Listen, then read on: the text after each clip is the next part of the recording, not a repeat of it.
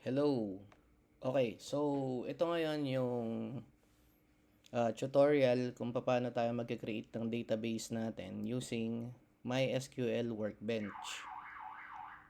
So, meron tayong dalawang requirement para syempre makapag-create ng work ng ng database natin is one is you need to have your SQL na naka-install sa computer mo.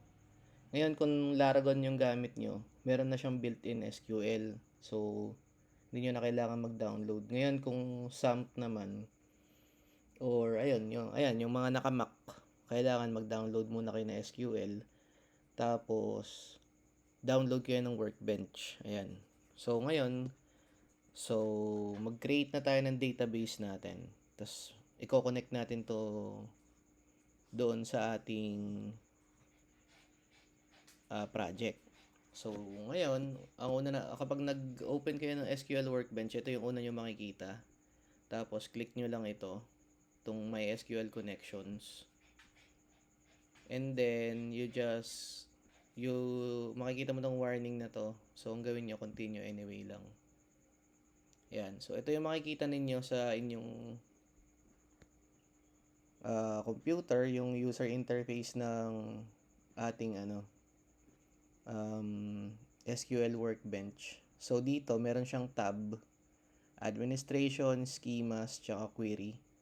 Ang gawin nyo, i-click nyo tong Schemas. And then, dyan tayo mag-create ng database natin. So, dito sa gilid, sa gawing kaliwa, sa Explorer page, you just click right-click and then Create Schema. So, now, magkakaroon tayo ng bagong database. Ayan, create a schema name. Pangalanan natin siyang yung pangalan nung project ninyo. So, sa akin, papangalan ko Job Seeker. Ayan. And then, dito sa gawing ilalim, meron siyang apply button. So, click mo lang yan. Apply. And then, you click apply ulit. Ayan. So, ngayon, kapag nakapag-create na siya, close mo lang yan. Lilitaw na ngayon sa gilid yan. Tapos close mo na rin tong job seeker schema tab na yan. Okay, so dito sa gawing kaliwa, nagkaroon na tayo ng database, yung job seeker database natin. Ngayon, sa loob nun, kailangan mag-create tayo ng table. So dito sa project natin, meron tayong dalawang table. Yung una ay si listings, yung pangalawa ay si user. So right-click mo lang yan and then create table. Ayun. And then, pangalanan mo siyang listings. Okay? So, plural, no? And then, dito sa ating user interface, meron tayong kumbaga yung editor natin. Diyan tayo mag-create ng mga laman ng column niya. So, dito click mo lang to, click to edit. Ang una nating column is ID. Ayan. So, si ID, siya ay integer, siya ay primary key, not null, tapos auto-increment. Ito yun na yung AI. So, check mo yung tatlo. PK, NN, tsaka AI. Next one. This one is user ID.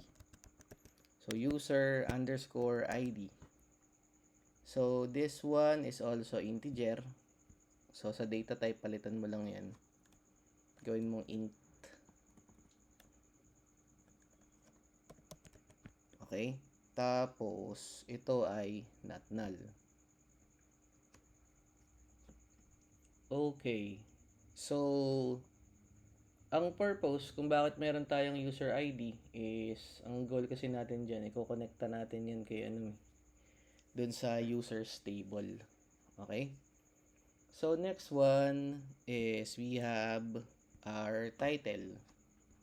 So, click mo lang yan. Tapos, type mo, title. Okay. And then, si title ay varchar.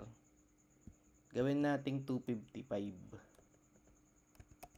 In case na mahaba yung title ng trabaho niya. So, ito ay also not null. Okay? And then next one is description. Ito naman yung description ng trabaho. Description. So, you make sure na tama yung mga spelling nyo. Kasi baka may, sir, ba't di po nakikita? Di ba? Kaka-problema tayo dyan.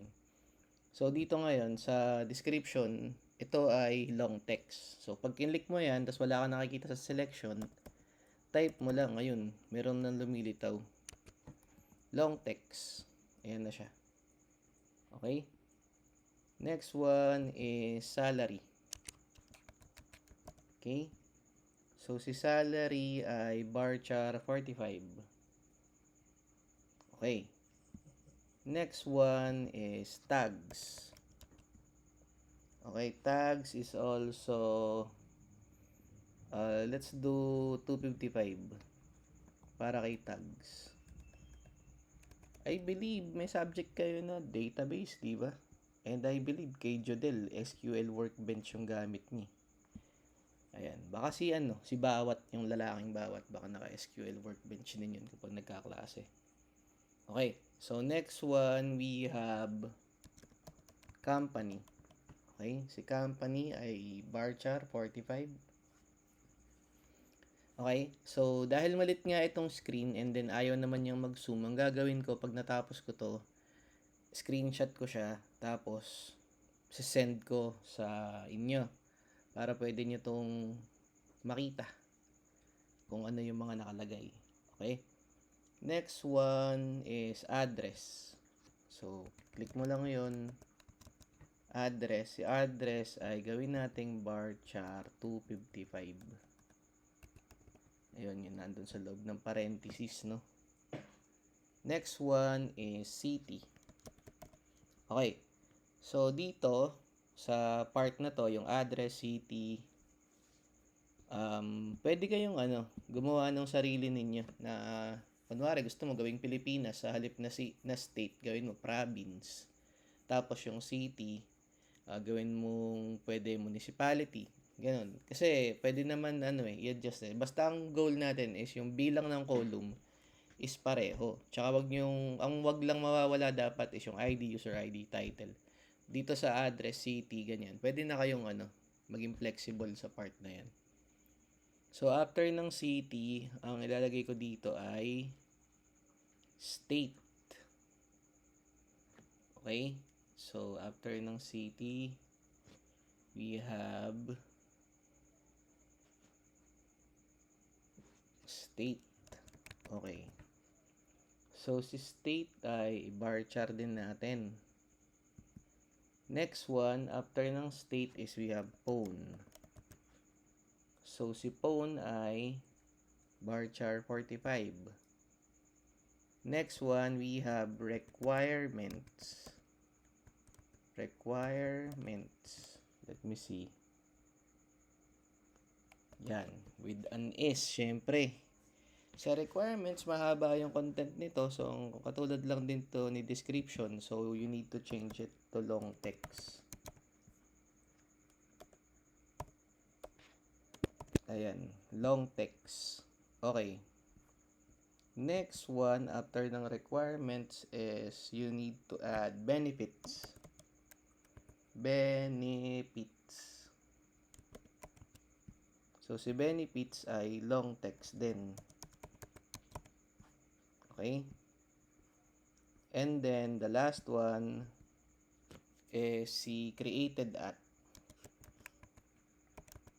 Created _ at. So, ang purpose ng created at is to declare a timestamp para nalalaman natin kung kailan siya ginawa. So, halimbawa, tinype nyo timestamp, tapos makikita nyo merong lilitaw na natawag dito, open close parenthesis.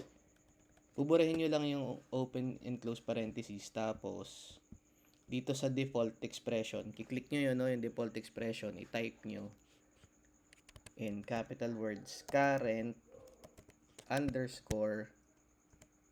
timestamp. So, ang gagawin niya is kung ano yung oras, yun ang kukunin niya. Okay, so ayan. So, meron tayong 1, 2, 3, 4, 5, 6, 7, 8, 9, 10, 11, 12, 13, 14, 15 na column para sa ating timestamp. So, ang gagawin ko mamaya ay screenshot ko. Siguro maganda natin to dark mode natin para pag in-screenshot maayos yung itsura. Okay. So, next naman natin gagawin kapag nagawa na natin yan, yung i-click natin si apply. Ito, nasa ilalim.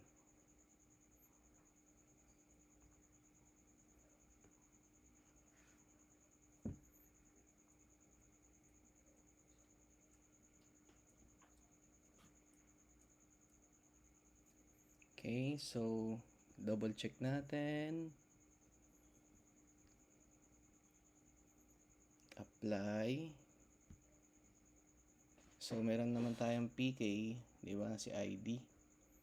So, apply. Okay. So, ayun. Gumawa na siya ng ano. And then, let's close that.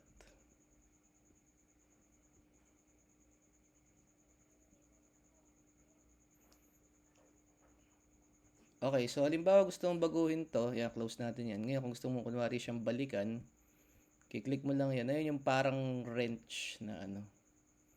Tapos kung gusto mo makita yung data niya, ayun no.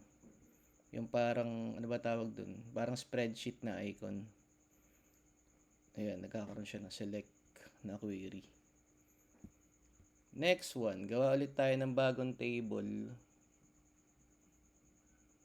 Right click, create table. Users naman. So, users. Ayan, ang pangalan ng ating next table.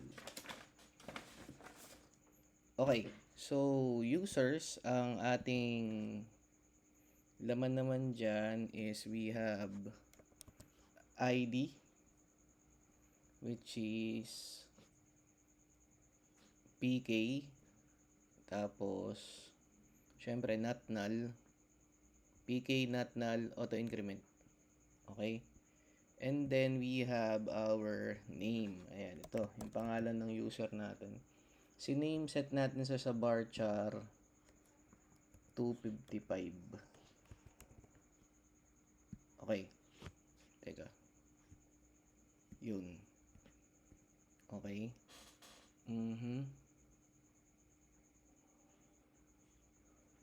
Next one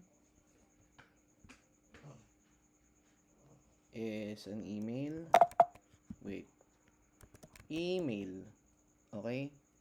So, si email should be varchar 255. 255 and dapat siya ay not null. Next one is password. So, password, set din natin siya sa 255. Tapos, not null. Tapos, after ng password, we have city. Varchar 45. So, okay na tayo dun. Another one is state. And state is varchar 45. Let's see.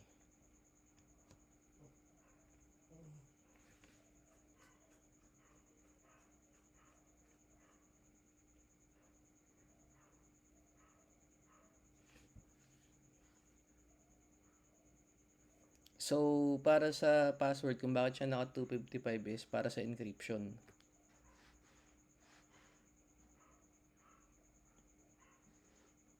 And then, meron pa tayo na iwan. We have state. Let me see. So, this one, let's do a created underscore at. And then, timestamp ulit. Timestamp. And then, let's have current timestamp dito. Let's do this capital. Current underscore timestamp. Let's see. Okay. tip lang kapag halimbawa nagke-create kayo ng program, pwede kayong maglagay ng mga kunwari ng ibang column na nakaabang. Kunwari para sa mga halimbawa i-upgrade mo yung program mo ganun. So pwede kayong mag-prepare para doon kahit hindi naman siya 'di ba? Pero kumbaga yun, akin lang yun. Kumbaga kung yun yung ano, yun nung aking kumbaga payo ko lang. So ayun. So next one, click lang din natin itong apply. Apply and then ayan, lilitaw yung kanyang code. And then i-click mo lang ulit itong apply and then i-close na natin. So ayan, nakapag-create na tayo ng dalawang table natin. So we have listings. Check nga natin ulit ano ba itsura nito. So ayan, yung listings natin. We have users natin. Kiklik mo yung ano tawag doon, yung wrench na icon. Ayan, and then close natin.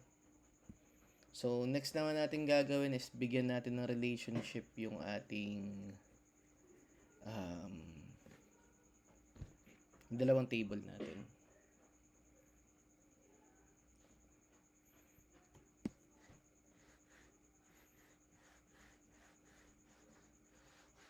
So ang gagawin natin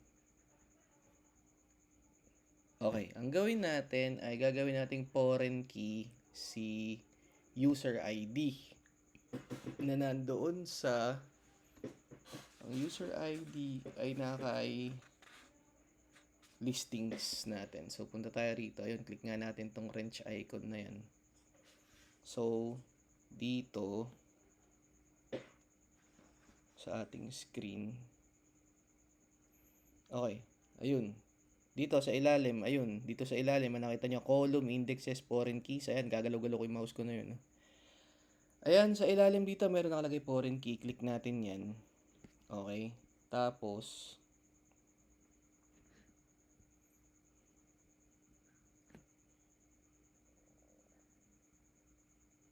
so dito, i-click natin to. Dito sa, ayan, na foreign key, reference table, yung mga yan. I-click natin to, tapos bibigyan natin siya ng pangalan. Pangalan natin, ito. So, this one, small letter F, teka lang, caps lock. FK underscore listings underscore users. Okay? So, yan yung pangalan ng ating foreign key. Tapos, dito sa reference table natin, ayun, click lang natin si job seeker users. So, syempre magdedepende yun dun sa pangalan nung schema ninyo. So, kunwari, work finder or job seek, ganyan. So, ayun, kiklik nyo lang yun. Ayan, kiklik nyo lang yan. Okay. So, ngayon, next one is yung dito naman sa foreign key details.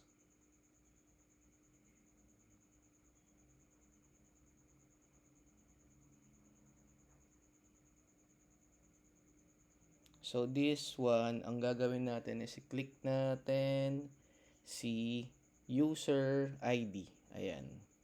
Sa column, sa foreign key details. Tapos, make sure na sa reference column ang lilitaw ay ID. Okay? So, ayan. And then, next one, dito naman sa ating sa details na we have on update tsaka on delete is halimbawa din-delete natin yan, ano yung mangyayari dun sa ibang laman niya. So supposed to be dapat mabura siya, di ba? So ang gagawin natin, pipiliin natin yung cascade. Ayan. Tsaka ito, cascade. Ayun. So select natin yun pareho. So on delete, cascade, on update, cascade. So ito yan. Okay.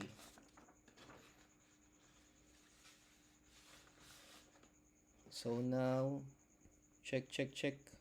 Click natin, apply. and then apply ulit. Okay.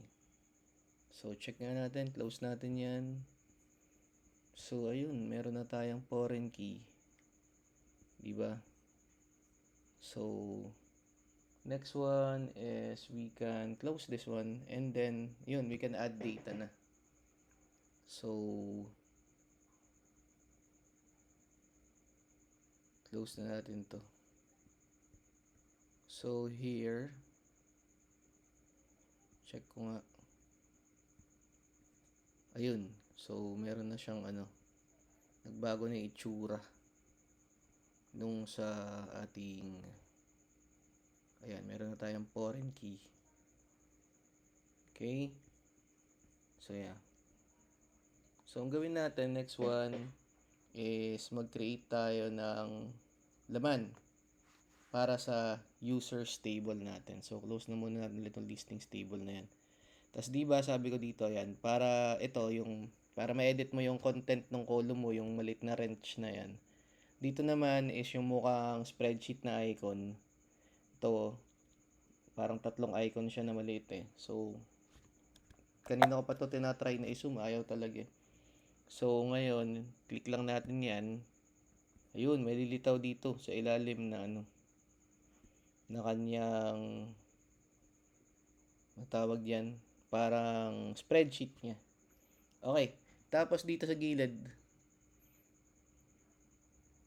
kiklik natin tong form editor.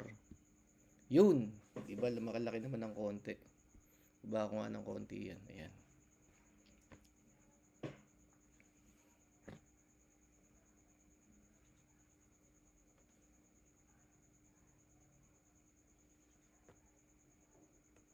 Okay, so dito, hindi mo syempre lalagyan tong ID na yan.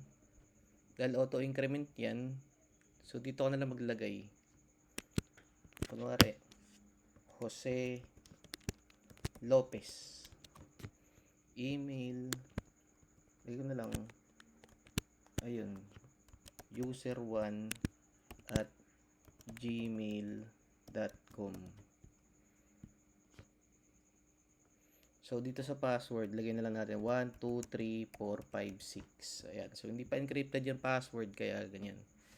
Okay. So, next one is city. Ano ba maganda? So, syempre, US to, di ba? Lagay natin, Boston. Tapos, sa state ay MA for Massachusetts. And then, let's click apply. Ayan na. So, nagkaroon tayo ng user. So, ang gagawin natin, gagawa tayo ng 3 user. So, close natin yan. So, magdagdag pa tayo ng another user.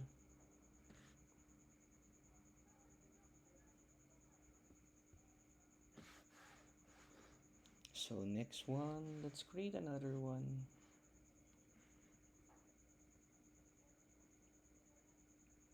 Tingnan natin to sa result card. Ayun, meron na. Ayun, I don't know, nakikita niya pero meron siyang laman maliit. So, dito ulit tayo sa form editor. Tapos, click mo lang tong blue na to. Go next one row in the record set. Okay? So, yun Huwag itong go to the last row Huwag yung dalawang arrow na yung isa lang. So, click mo yan. And then, create tayo ng bago ulit. Ito, babae naman. Jane, De La Cruz. Yan. Yan, user2@gmail.com. Password. So, ganun ulit. 1, 2, 3, 4, 5, 6. City, San Francisco. And then, state, San Francisco, California, CA. Okay, so, click mo lang ulit yung apply. So, meron na tayong pangalawa. Okay, and then apply ulit. And then, you close it.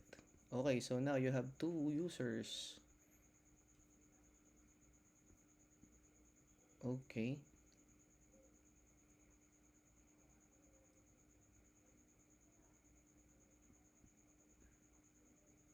Let's check.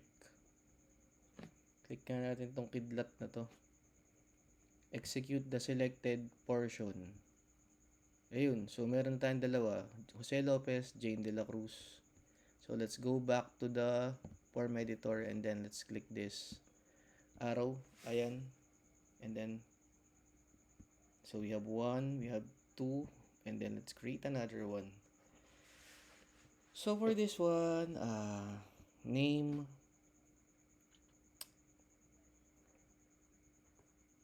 Ba pangalan nito? Lagay na dito Sarah Marcos. Ayan, di ba? And then user 3 at gmail.com. Password 123456. City. Lagay natin Denver, Colorado. Di ba? So, ayan. So, we have 3 users na. User 3 at Gmail.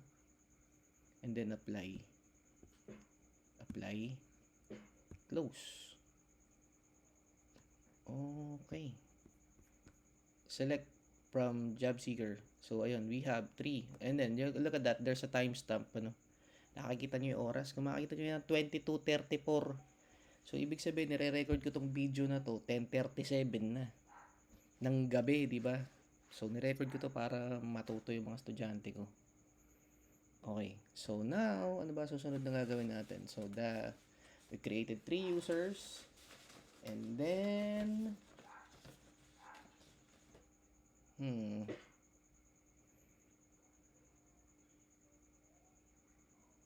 okay.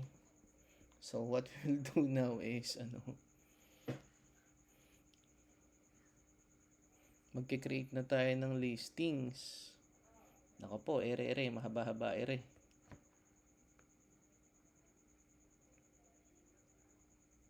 Okay, so ang gagawin ko ganito. So, sa listings, click natin yung mukhang spreadsheet. Diba? So, ayan. Tapos, dito sa form editor, ayan. Dito tayo maglalagay ng content. So, ngayon, sir, saan po manggagaling yung content na yan? Doon sa folder ninyo, doon sa may mga content na HTML. Okay? Meron tayong ganito. Ayan, ito yon, listings-data.php. So, i-open nyo yun. Tapos, kukunin nyo lang itong mga to. So, ngayon ang gagawin natin, okay, makinig mabuti Ang i-create natin ay 5 lang muna. 5 na listings file. Okay? So, 5 file. Yan, 5 lang nito Bakit? Kasi yung itong pang-anim, ang gagawin natin, dadagdag natin yan. Gusto ko idagdag ko siya kapag tumatakbo na yung website natin. So, we can leave that blank. Pero ganito yung assignment ninyo. So, ito kasing data na to, data ko to Kumbaga, gusto ko gumawa kayo ng sarili ninyo. So, kumbaga, mag-research kayo ng title ng trabaho, na IT related, the company and the address, bahala kayo kung ano lalagay. I just want you to create something na realistic, na on your own. Kasi 'di ba ang goal nga natin dito is mag-customize kayo ng mga sarili ninyong website. Tapos, kumbaga, pwede kayong mag-create ng tema na para sa website nyo lang. Kunwari, meron kang yung website mo, ang hinahire lang mga pambabae, ganun na trabaho. So, yung mga lalagay mo ditong job title is pwedeng pang girl, ganun. Okay? So, ang gagawin ko, maglagay muna ako ng 2, ire-record ko dito, tapos, kumbaga kayo na yung bahalang magdagdag para hindi rin mahaba yung video natin. Okay? So, sige, ang gagawin natin, copyhin ko to, software engineer. So, copy. So, balik tayo sa SQL Workbench. So, dito, lagay natin sa title, software engineer. Ayun. Sa user ID, lagay natin 1. Okay? So, next one, is we have, puntahan natin. Teka nga, i-ano ko na, try ko nga. Ganyan. Sobrang liit pala. Talagang hindi pala ano to.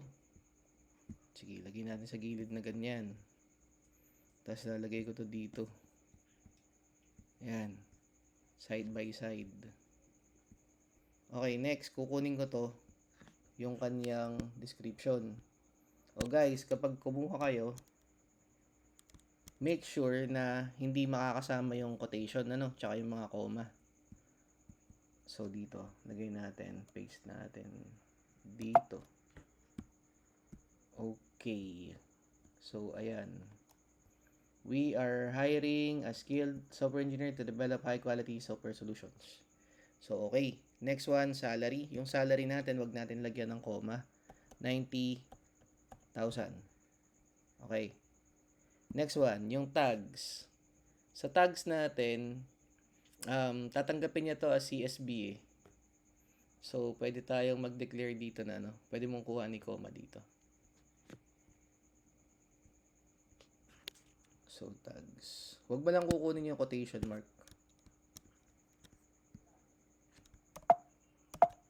Okay.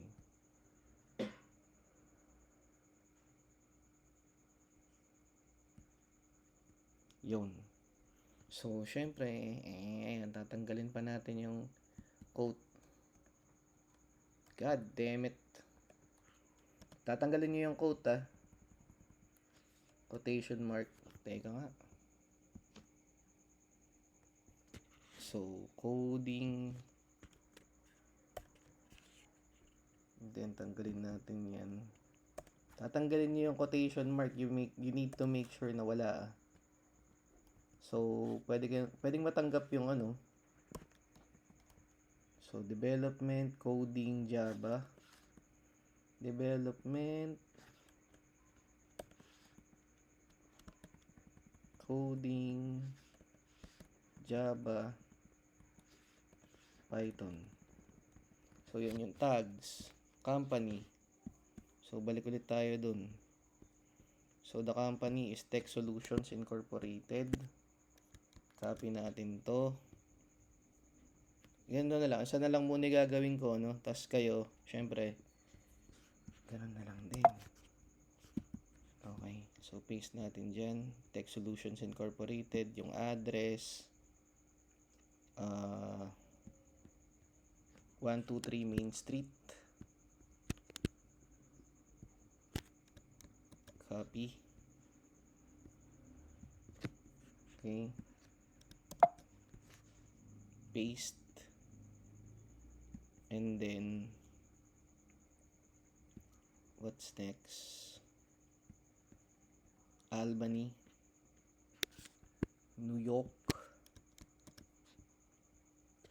Okay. It's in New York. Okay. And then, state is New York.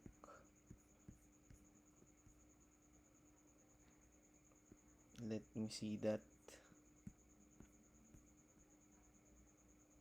Okay. The city is Albany. The state is New York. Okay. So, let me go back. Okay, tama naman pala. And then, let's get the phone number. Copy. Okay. Paste. And then the requirements. Okay.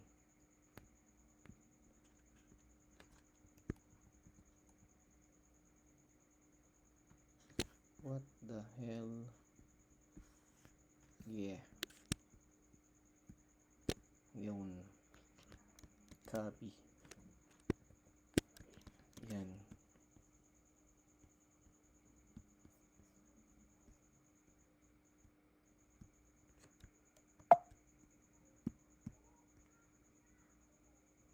Paste. Okay.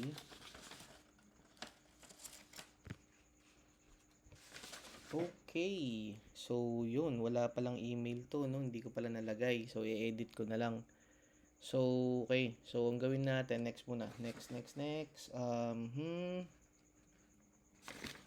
Saan na ba yan? Next is requirements. After ng requirements, yung benefits. Kuhanin natin yung benefits na yan. Ayun. So, copy.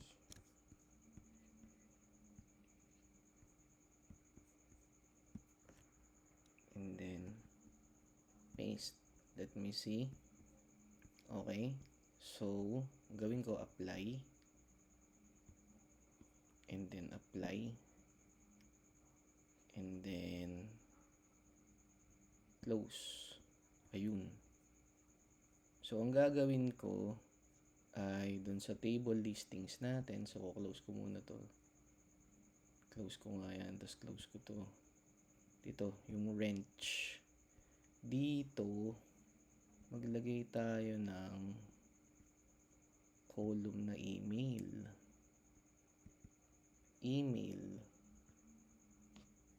Check ko nga. Wait. So, si email ay varchar45. Email. Varchar45. That's what I'll do.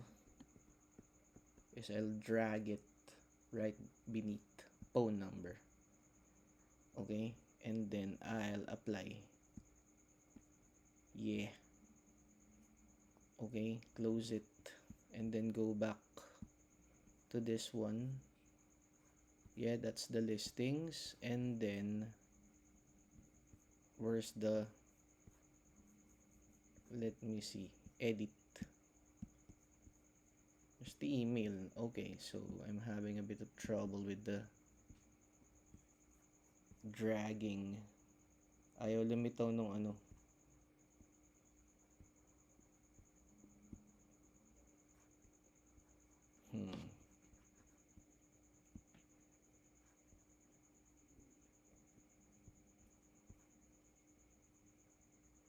Where's the email? This one. Edit. Okay. Ang email ay, teka nga, dito ko nga ilagay. Ayaw lumitaw dito eh.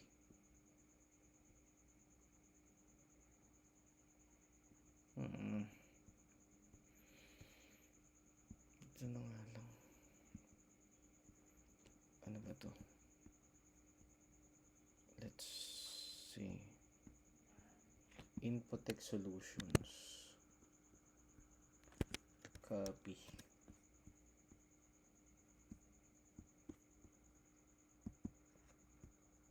Paste. Ayan. Apply. Update. Ayun. Okay. So, ayan na siya. Okay. So, yan. Tingnan nga natin yung ating execute. So, ayun. So, nandun naman na siya. Infotech Solutions. Okay guys, ang gagawin ko dito, magdadagdag pa ako ng 5 pa. Pero yan na yun eh. Yan na yung table natin eh. So, tandaan, I know, 4 lang pala, no? So, 4 yung idadagdag natin. So, ganon yung pag-create ng database natin using, tawag dito, SQL Workbench. So, yung kasunod na video nito is how to connect yung job listing